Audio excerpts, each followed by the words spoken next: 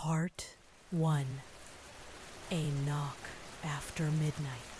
They come in twos. They knock gently, like any polite child would, and they always ask the same thing. Can we come in? It was the fall of 1996 when Dan Holloway first heard the knock. He lived just outside of Abilene, Texas, in a small cabin tucked near the woods. Quiet life, retired early, no wife, no kids, just the silence of pine trees and a single radio station that came in half clear when the wind blew right. That night, the air was heavier than usual. No wind, no stars. Just a fog that crept low, like something crawling on its belly. Dan was reading by lantern light. No TV, just books and whiskey when he heard it. Knock! Knock! At first he thought it was an animal brushing the door. Raccoons, maybe. He ignored it. Then it came again, louder. Knock! Knock! He got up, slow and cautious. There were no cars outside, no footsteps leading up, but there were shadows. Two of them, small. There stood two kids, maybe 10, maybe 12. Heads down, hair hanging over their faces, like they didn't want to be seen. They wore hoodies too big for them, and they were barefoot. Dan leaned forward. You lost? One of them spoke, a boy, voice too calm. We need to come in, please. Our parents will be here soon. Dan's gut twisted. Something was wrong. No kid talks like that. Not out here. Not at midnight. Not with that voice. He stepped back and said, "Why don't you stay on the porch? I'll call someone." The boy raised his head, and Dan froze. Where there should have been eyes, there was only black. Not dark, not shadow, just black. Like oil, like nothing. Dan slammed the door, locked it. His heart thundered. The knocking came again. Then silence. When he dared to look out, they were gone. Part 2. Witnesses who let them in. There are stories, not many, but enough, about the people who said yes. They didn't believe the rumors. They thought it was a prank, or that kids were just kids, until they opened the door. Case 1. Elise and Travis, Oregon, 2004. Elise was 27. Travis, her fiancé, worked nights. She was alone one evening, sipping tea, when the knock came. It was raining hard. The wind howled. She opened the door to find a boy and a girl, both maybe 9 years old, drenched but calm. The girl spoke. "We're cold. Can we come in to use the phone?" Elise hesitated, but maternal instinct kicked in. She let them inside. That's when everything changed. As soon as the door shut, the room grew ice cold. The children stood in silence, heads down, not dripping, not shivering, just still. Elise offered them towels, but they didn't respond. Then the boy looked up. "You made the right choice," he whispered. His eyes were black. Hers, too. Elise screamed. The lights blew out. She doesn't remember what happened after that. Only that she woke up 3 hours later on the floor. Travis never made it home. His car was found a few miles away, engine running, door wide open. He was never seen again. Case 2. Martin Geller, Nevada, 2011. Martin was 54, ex-Marine, not the kind to scare easy. He heard the knock around 2:13 a.m. 2 kids, boy and girl, barefoot, dusty. "Our car broke down," the boy said. "We need to come in and call our parents." Martin didn't hesitate. He opened the door, walked them in, and turned to grab his landline. But when he turned back, they were gone. Not out the door, not hiding, just gone.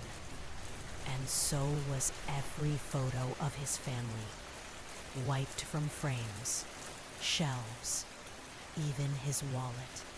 He called the police. They didn't believe him. But every night after that, he heard knocking. Every single night. Part 3. What they really are. You've heard the stories. The knocking, the eyes, the cold. But the real question isn't what they do. It's what they are. And the answers? Well, they're not comforting. Theory 1. Demons in disguise. Many believe the black-eyed children are demonic entities, wearing human skin, like a mask. The polite speech, the innocent faces, it's all a trick. Their need to be invited in? Classic demonic lore. It echoes old vampire myths and religious texts, where evil can't cross a threshold unless given permission. Once they're in, they don't steal your soul. They rot it from the inside out. Victims report nightmares, paranoia, sudden illness, even death within weeks of contact. Some call it a curse. Others think it's possession. Theory 2. Extraterrestrials. The second most common belief? They aren't from here at all. Glassy black eyes, pale skin, robotic voices. They don't blink. They don't breathe. They don't age. Some believe they're a type of alien reconnaissance unit, sent to mimic us, learn from us, test us. But they're still wrong. Like a photo that's been copied one too many times.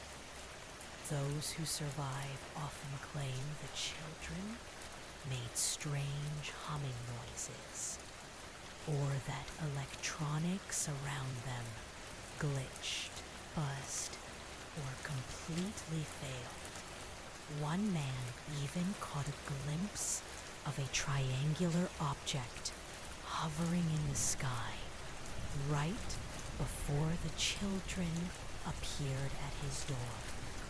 Coincidence? Maybe, but it was never seen again. Theory 3. Something older. A few researchers have gone deeper. They claim that black-eyed children aren't new. They've been here for centuries, just under different names. In medieval Europe, villagers spoke of changelings, childlike spirits that would replace real children and cause misfortune. In Native American lore, there are tales of shadow mimics, beings that wear human shapes but feed on fear and trust. Whatever they are, they do not belong in our world, and they only come closer when you open the door. So, next time you hear a knock at night and soft voices asking to come in, don't look, don't speak, and above all, don't say yes. Part 4. The Disappearance Files. Not everyone gets to tell their story. Some knockings end in silence. Some doors open and are never closed again. Over the years, scattered across rural America, there have been reports, dozens, maybe more, of people who vanished after a visit from the black-eyed children. And while the police can't confirm these cases, the patterns, they're chillingly consistent. Case 1. The Maynard family, West Virginia, 1992. An entire family gone. John and Linda Maynard were school teachers, lived quietly in a small farmhouse with their 2 kids. One night, neighbors heard a loud knock, followed by silence.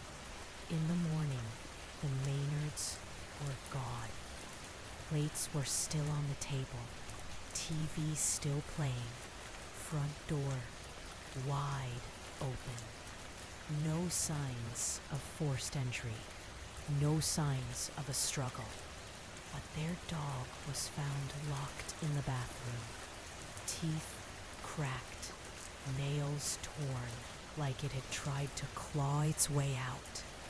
The weirdest part, a note on the fridge, in shaky handwriting, "We let them." Case 2, Christopher Hale, Texas, 2008. A 19-year-old college student, smart, skeptical.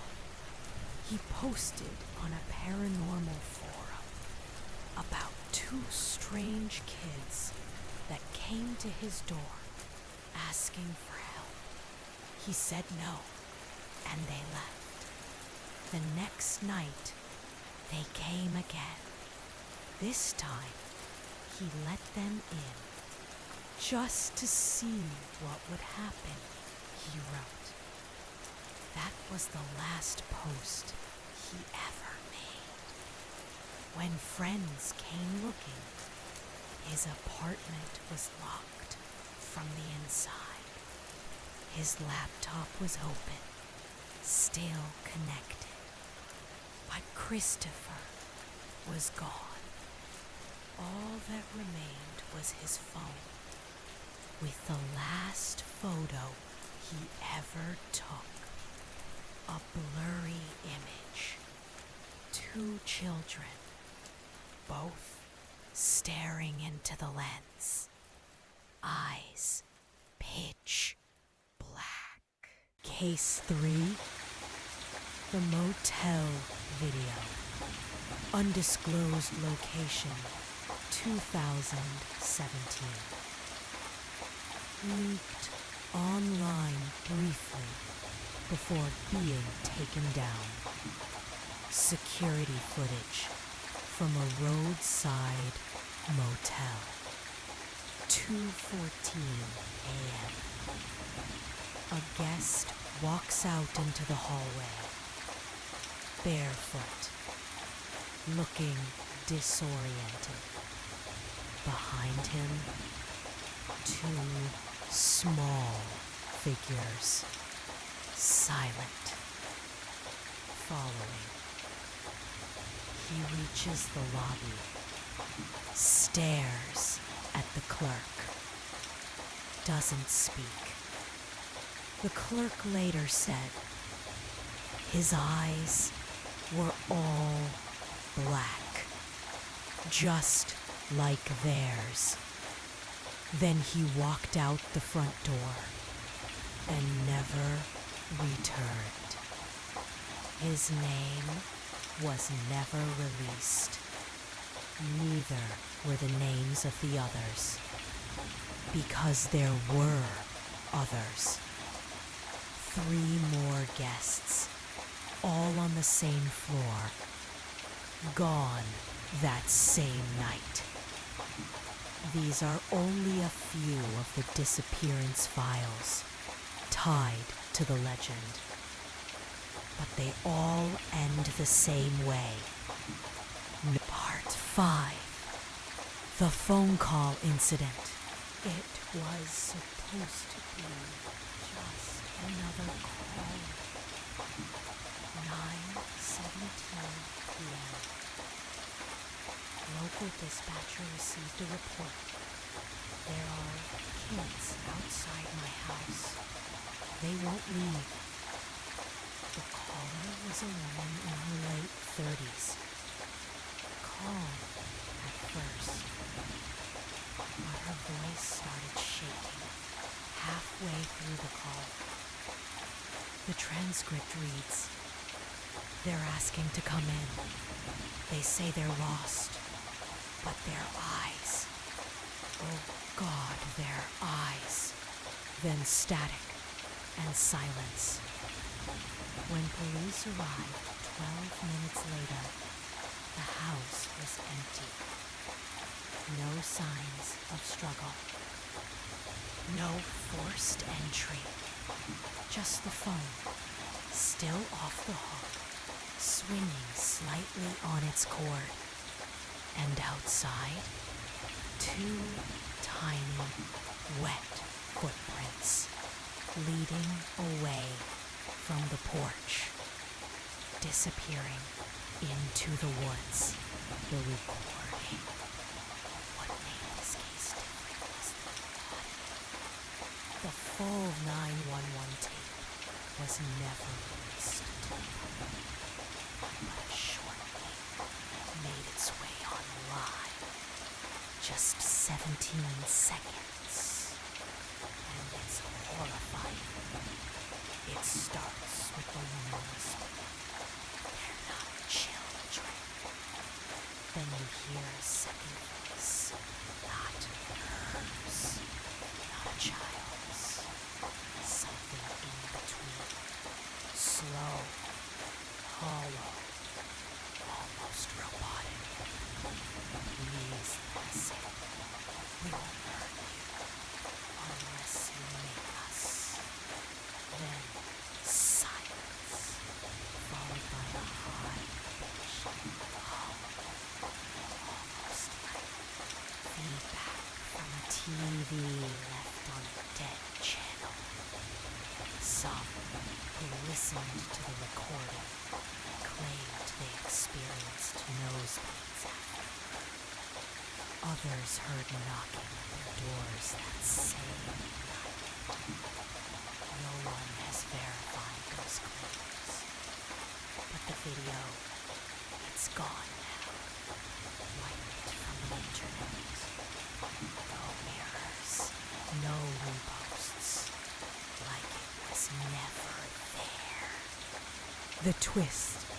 Here's the part that never made it to the forums. Not in the news.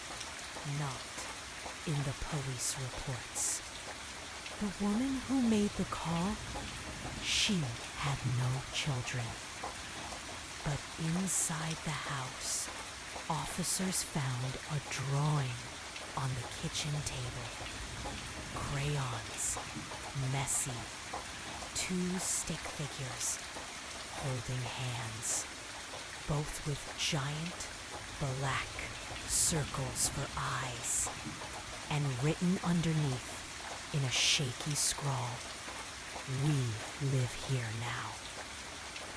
Final warning. If you ever hear a knock at night, if you see two pale children standing at your door, heads low, voices soft, don't look at their eyes, don't speak, and never, ever say, "You can come in."